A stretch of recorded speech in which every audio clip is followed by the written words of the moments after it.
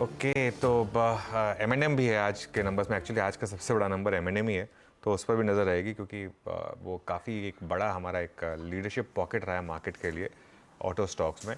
तो उस पर और अशोक लेलैंड, इनफैक्ट M&M अशोक लेलैंड ये दो स्टॉक्स हैं जिन पर आज नज़र रहेगी मेरी, purely because of earnings season के हिसाब से, और बाकी भी नंबर्स आ रहे हैं। तो इसके लिए इन नंबर्स पर हमारी नज़र रहेगी। एक बार ज़रा M&M दिखा दीजिए मुझे। और ये ऑब्वियसली आज का एक नंबर टू वॉच रहेगा। आज के क्यूज़ फिर बता देते हैं क्या रहेगा। आज निफ्टी की वीकली एक्सपायरी है, तो बुल्स जैसे कहते हैं कि कंप्लीट कंट्रोल में इस समय। तो ये मेरे ख्याल से सबसे पहला क्यू है आज का कि निफ्टी की वीकली एक्सपायरी है।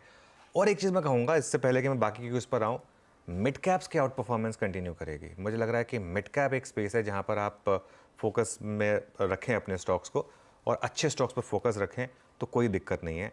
आज के बड़े नंबर्स जैसा मैंने कहा उसमें M&M, Ashok Leyland, page industries, Muthoot और नैल्को, ये नंबर्स मैं क्यों वॉच आउट कर रहा हूँ क्योंकि सारे के सारे स्टॉक्स किसी ना किसी तरीके के अप ट्रेंड में हैं या फिर कंजम्पशन पॉकेट को बिलोंग करते हैं और डोमेस्टिक कंजम्पशन को बिलोंग करते हैं, एक्सेप्ट नैल्को तो इसके लिए। और उसके अलावा औरो फार्मा, अपोलो हॉस्पिटल, ग्रैन्युअल्स, ये किस लिए? क्योंकि फार्मा और हेल्थ केयर में बहुत शानदार नंबर्स आ रहे हैं इसके लिए। बाकी जहाँ तक हम ग्लोबल क्यूज़ की बात करें तो बॉन्ड यील्ड तो और गिरकर 4.5% पर आ गई। ये अपने आप में सबसे बड़ा क्यू है मार्केट के लिए कि अब 5% तो आप भूल जाइए कि आप 4% की तरफ जा रहे हैं। अगर ऐसा हुआ तो इमर्जिंग मार्केट में बहुत बड़ी रैली आएगी। डॉलर इंडेक्स भी 105 पर स्टेबल है, क्रूड गिरकर 80 पर आया है। तो अब कोई कंप्लेन नहीं है मार्केट के लिए। मार्केट ने इससे ज़्यादा ख़राब क्यूज़ पचा लिए, अब अच्छे क्यूज़ आ रहे हैं तो मार्केट को चलना चाहिए। सिर्फ एक चीज़ है हर्षदा जो इस समय ब्रेक लगा रही है तेज़ी पर, वो है बहुत strong call writing. Call writers ने 19500 और 19450 पे मैसिव कॉल राइटिंग की हुई है। आज एक्सपायरी डे है तो हो सकता है कि एक बार के लिए लेवल फिर भारी पड़े आपको। 19500 एक बार के लिए ना निकले, पॉसिबल है। वैसे अगर निकल गया तो बड़ी शॉर्ट कवरिंग होगी, लेकिन पॉसिबल है कि एक बार के लिए ना निकले। 19525 अगर निकल गया, 19525 तो बड़ी शॉर्ट कवरिंग होगी। अभी ये बेस केस नहीं है क्योंकि गिफ्ट निफ्टी भी दिखा रहा है कि हम उस कॉल राइटर के जोन में ही खुलेंगे तो वो अपनी ग्रिप बना के रखेगा। लेकिन फिर भी अगर किसी कारण से आपने 19525 निकाल दिया तो बड़ी रैली होगी। अच्छा, आज नहीं हो रैली तो भी कोई टेंशन नहीं है मेरे ख्याल से। ये दिवाली वाले सेशन और उसके बाद हम तैयार हैं एक बार 19800 की तरफ जाने के लिए, और इवन 44500 बैंक निफ्टी पर, और बैंक निफ्टी इस मूव को लीड करेगा। तो अब निफ्टी बैंक की बारी भी आएगी, लेकिन थोड़ा सा समय ले रहा है। क्लियरली 19450, 19500 जो कॉल राइटिंग का लेवल है, अनुज, उसे तो मार्केट स्पीड ब्रेकर की तरह ही देख रहा है, क्योंकि आप हाईवे पे क्रूज कर रहे हैं, कभी कभी स्पीड ब्रेकर आ जाते हैं, गाड़ी धीमी करनी पड़ती है। Exactly. और मार्केट की चाल वैसी ही रही है पिछले 3 ट्रेडिंग सेशंस में। एब्सोल्युटली हर्षदा, बिल्कुल जो आपने कहा ना एकदम राइट ऑन डॉट। और एक और जो चीज़ हुई है बहुत इंटरेस्टिंग कि निफ्टी पर आपने 20 DMA पर हॉल्ट नहीं लिया, मतलब एक हल्का सा पॉज लिया 20 डे मूविंग एवरेज पर, और अब हम उसके ऊपर निकल गए। जो हमने उस दिन भी डिस्कस किया था, 2-3 दिन तक आप एग्जैक्ट 20 डे मूविंग एवरेज पर बंद हुए। कल का क्लोज 20 डे मूविंग एवरेज से और 40 पॉइंट ऊपर। तो मार्केट में ब्रेकआउट तो आ चुका है। बस अब ये है कि बीच बीच में जैसा आपने कहा थोड़े स्पीड ब्रेकर, वो मोमेंटम नहीं है मार्केट में, लेकिन वो मोमेंटम भी आ जाएगा। आप जैसे मुंबई पुणे हम जा रहे हैं तो इस समय हम पनवेल में कहीं फंसे हुए हैं, लेकिन एक बार वो पनवेल का रास्ता निकलेगा उसके बस तो सामने सीधा एक्सप्रेस वे है। हाँ, तो बस एक्सप्रेस वे की तैयारी आप करिएगा, उस लिहाज से गियर अप हुई है। और आज के लिए स्थिति कैसी बन रही है वो आपकी स्क्रीन पर लेकर आते हैं। तो पहले तो देखिए गिफ्ट निफ्टी का संकेत क्या है। 19529 के आसपास ही ट्रेड, और अनुज ने मेंशन किया 525 के ऊपर अगर आए मार्केट तो फिर तेजी की रफ्तार जो है वो और मजबूत होती दिखाई देगी। इशारा आज गिफ्ट निफ्टी से है 38 पॉइंट ऊपर खुलने का। ग्लोबल तस्वीर इस बीच आप देखिएगा, ग्लोबल तस्वीर थोड़ी सी संभली हुई है, सबड्यूड है। निक्केई के मार्केट में डिसेंट तेजी बनती दिखाई दे रही है। कल ओवरनाइट हमने देखा अमेरिकी मार्केट्स थोड़े से शांत कारोबार दिखा रहे थे, और तब और अब का डेटा आप लेकर आएंगे तो कुछ कुछ हल्की ऊपरी लेवल से मुनाफा वसूली हुई है, बहुत माइल्ड नरमी देखने को मिली है, तो उसमें कुछ बड़ा टेक अवे नहीं है। लेकिन हाँ, जो बड़ा टेक अवे आ रहा है वो कल की तरह आज फिर कच्चे तेल की तरफ से आ रहा है, और ऑफ कोर्स हमारी नजरें फिर उस लिहाज से रहती है कि कमोडिटी से क्या बड़ा टेक अवे है, और साथ ही साथ बॉन्ड डील का क्या इशारा है। तो बॉन्ड डील 4.5% के आसपास या उसके हल्के से नीचे इस समय ट्रेड करती हुई, लेकिन जो करेक्शन है वो लार्जली कच्चे तेल में नजर आ रहा है। कल हम बात कर रहे थे $81 की, आज देखिए 80 के नीचे का ट्रेड बनता दिखाई दिया है। तो इन डेटा पॉइंट्स को कैसे कॉन्टेक्स्ट में रखें, एग्जैक्टली ग्लोबल मार्केट से संकेत क्या है, कच्चे तेल में और कितनी नरमी की गुंजाइश बनती दिखाई दे रही है। नीरज जी हमारे साथ हैं। Neeraj ji good morning. Good morning Harshada. और दो पॉइंट हैं जहाँ पे ग्लोबल मार्केट को समझना चाहिए, एक क्रूड ऑयल है और एक बॉन्ड मार्केट है। पहले क्रूड समझते हैं जो कि कल से वही प्ले अप हो रहा है। कल वो उसने एक बहुत इंपॉर्टेंट लेवल 80 का तोड़ा, जो कई सारे मूविंग एवरेजेस को भी इंडिकेट करता है। अगर ये यहाँ पे सस्टेन नहीं होता तो ये यहाँ से $10-15 की और कमज़ोरी दिखाएगा। उसके पीछे कल से जो गिरावट शुरू थी, अब उसके रीजंस भी आने लगे। दो रीजंस आए हैं। चाइना का जो डिमांड गिरी है बुरी तरीके से, वो है एक रीज़न, और वहाँ पे इकोनॉमिक इंडिकेटर्स बहुत कमज़ोर है, एक्सपोर्ट उनका बहुत गिर गया है। दूसरा, अमेरिका की तरफ से भी रिपोर्ट आई है, EIA की रिपोर्ट आई कि अमेरिका में 20 साल के नीचे में पेट्रोल की डिमांड जा सकती है, 3 लाख बैरल पर डे की कटौती हो सकती है, जो कि 1 लाख बैरल बढ़ने की उम्मीद थी। तो अगर इस तरीके के नंबर्स आ सकते हैं या आएंगे तो फिर क्रूड में बहुत मुश्किल होगी। मैंने कल कहा था कि ये स्लो डाउन के संकेत हैं क्या, रिसेशन के संकेत हैं क्या, अभी नहीं कहा जा सकता, लेकिन रिपोर्ट्स उसी तरफ इंडिकेट कर रही हैं कि डिमांड बहुत बुरी तरीके से किल हो रही क्रूड की। और जो खाड़ी में युद्ध चल रहा है उसमें कोई एस्केलेशन नहीं है, तो इसलिए वहाँ से कोई टेक्निकल सपोर्ट आपको या टैक्टिकल सपोर्ट कहें वो नहीं मिल रहा है। तो ये रीज़न है क्रूड में नीचे आने का, और बहुत अहम लेवल तोड़ने के बाद ये और नीचे जा सकता है, पहला। दूसरा, बॉन्ड मार्केट के इशारे समझिए आप। 4.5% पे 10 साल की बॉन्ड यील्ड खड़ी है, 5.5% पर फेड का रेट है, 1% का सीधा सीधा गैप है। इसीलिए 92 BPS का डिस्काउंटिंग ने मार्केट में ले लिया बॉन्ड मार्केट की तरफ से। अब ये बहुत जल्दी ले लिया डिस्काउंटिंग, लेकिन ले लिया तो अब ले लिया।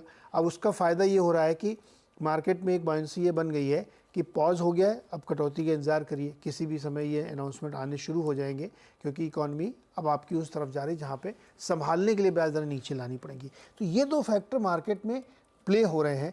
लेकिन एक चीज़ जो मुझे दिक्कत में डाली कि डॉलर वीक नहीं हो रहा है, अभी भी डॉलर इंडेक्स 105 के आसपास खड़ा हुआ है। तो अगर बॉन्ड यील्ड इतनी तरीके से नीचे आई तो डॉलर वीक हो जाना चाहिए, जो अभी तक नहीं हुआ है। तो थोड़े से नंबर डिस्टॉर्टेड हैं, लेकिन फिर भी मैं कहूँगा कि अभी बुलिशनेस का एक तड़का यूएस मार्केट में चल रहा है, इस होप में कि आगे जाते हुए रेट कट होंगे। तो इसी कॉन्टेक्स्ट में मार्केट को इस समय देखना चाहिए, और अपने यहाँ जैसे कि रिजल्ट आ रहे तो उस पर रिएक्शन होगा। रिजल्ट का इनफैक्ट एक बड़ा तड़का आज भारतीय बाजारों में लगता हुआ दिखाई देगा। जैसे अनुज मेंशन कर रहे थे, 3 निफ्टी कंपनियां और उसके बाद लगभग 12-13 वायदे वाले स्टॉक्स है जिस पर आज रिएक्ट करना है। और कल जो बाजार बंद होने के बाद नतीजे आए हैं उसकी भी लिस्ट लंबी है, उस पर भी रिएक्ट करना है। लेकिन पहला टेक अवे इस मार्केट के लिए क्या बनता दिखाई देगा, इस समय मार्केट का सेटअप किस तरफ बैठ रहा है। एक और चीज हमने नोटिस किया अनुज की FIIs की बिकवाली का आंकड़ा थोड़ा सा कम हुआ है, और डोमेस्टिक इंस्टीट्यूशनल इन्वेस्टर्स की खरीदारी का आंकड़ा जस का तस या फिर बेहतर होता हुआ। बिल्कुल हर्षदा। अच्छा, एक थोड़ा क्लैरिफिकेशन दे देता हूँ। वो M&M का जो कन्फ्यूजन हो गया था मुझे, बोर्ड मीटिंग 2 दिन चलेगी एक्चुअली, आज से वो शुरू हो रही है बोर्ड मीट, नंबर्स कल आएंगे M&M के, वो कन्फ्यूजन हो गया था मेरा, तो इसके लिए सेटअप पे आते हैं हर्षदा। कल मैं 3 बड़े फंड मैनेजर से मिला था और बहुत मेरा एक शानदार डिस्कशन हुई उनके साथ, और सब एक चीज़ को लेकर सब खुश थे कि मार्केट का FII पर डिपेंडेंस अब कम हो गया है। और उन्होंने एक चीज़ जो अच्छी लगी उन्होंने कि हमने अब आवाज़ पे पहले DII के नंबर दिखाना शुरू किया है और फिर FII के नंबर, क्योंकि अब मार्केट DII चला रहे हैं, तब हम DIS की बात करेंगे। कल भी देखिए DIS ने 525 करोड़ खरीदे, FII की सेलिंग ऑब्वियसली कम हुई है, और DIS के बार तो बहुत शानदार हैं। अब आपको सारे के सारे DIS के बार ग्रीन में ही दिखाई देंगे, और यही वो पैसा है जो इस समय मार्केट को चला रहा है।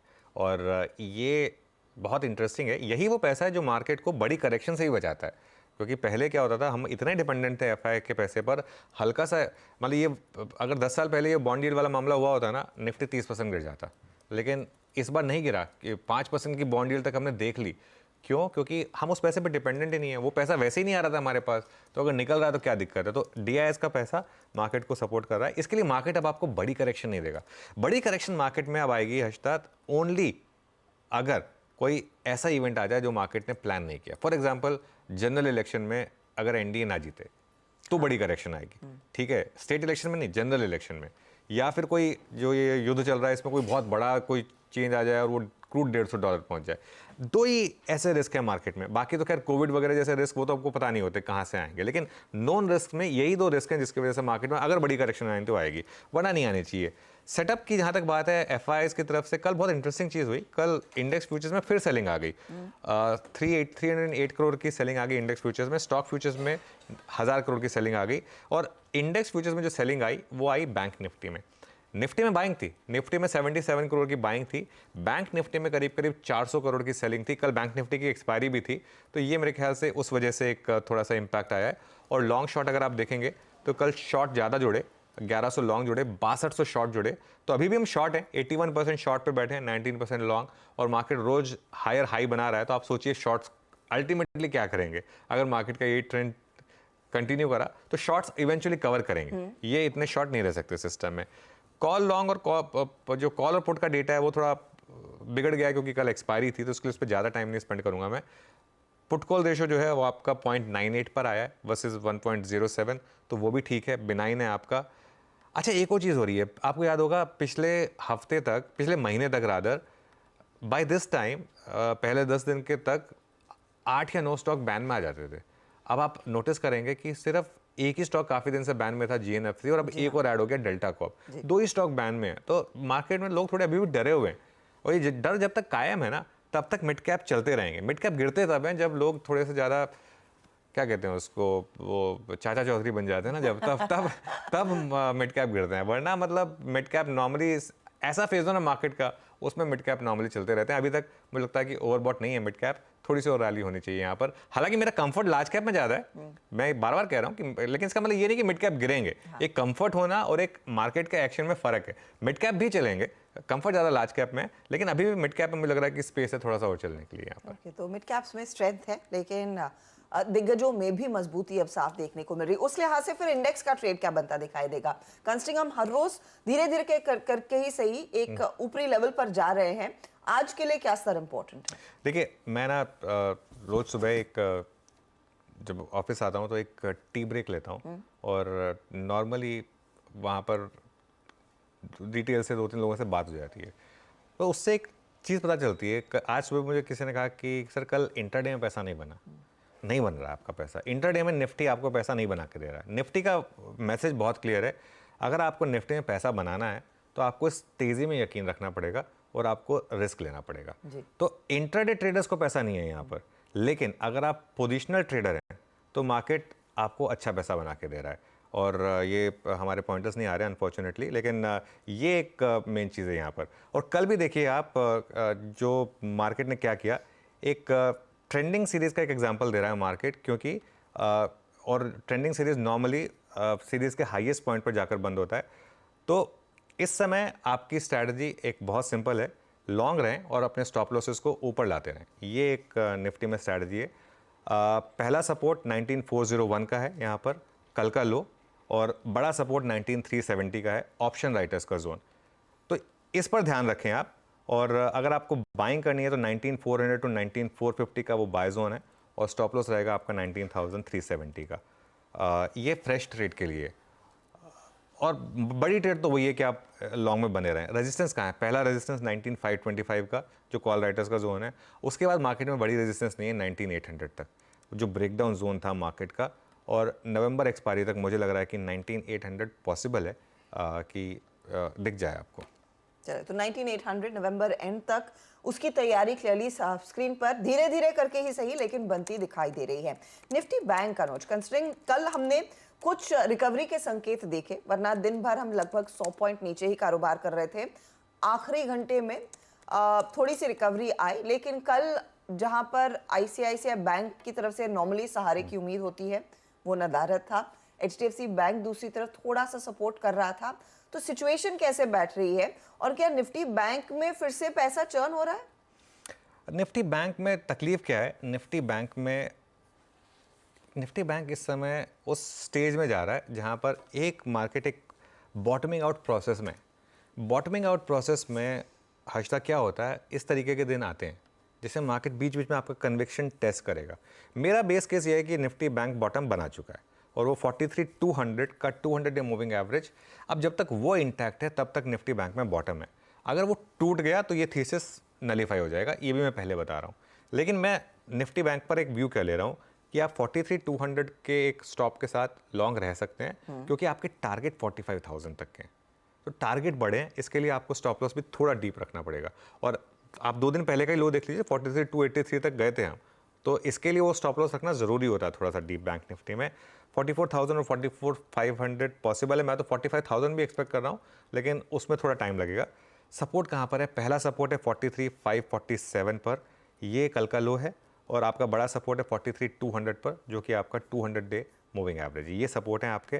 तो यहाँ पर बाय जोन बनता है एक 43,500 टू 43,650 का, अगर किसी भी कारण से मार्केट आपको दे दे, और एक स्टॉप लॉस लगा दीजिए इसमें 43,400 का। डे ट्रेडर्स के लिए, पोजिशनल ट्रेडर्स के लिए 43,200 है, ये डे ट्रेडर्स का स्टॉप लॉस है 43,400। पहला रेजिस्टेंस आपका 43,798 पर, कल का हाई, अगर वो क्रॉस हो गया तो मुझे लग रहा है एक बार आप 44,156 तक भी जाने की कोशिश करेंगे, जो कि ऑप्शंस का जोन है। ऑब्वियसली उस आज ही नहीं होगा वो, उसमें 2-3 दिन लगेंगे, लेकिन व्यू हमारा अभी भी पॉजिटिव ही है, निफ्टी पर भी, बैंक निफ्टी पर भी। निफ्टी और निफ्टी बैंक पर दोनों ही व्यूज दरअसल पॉजिटिव हैं।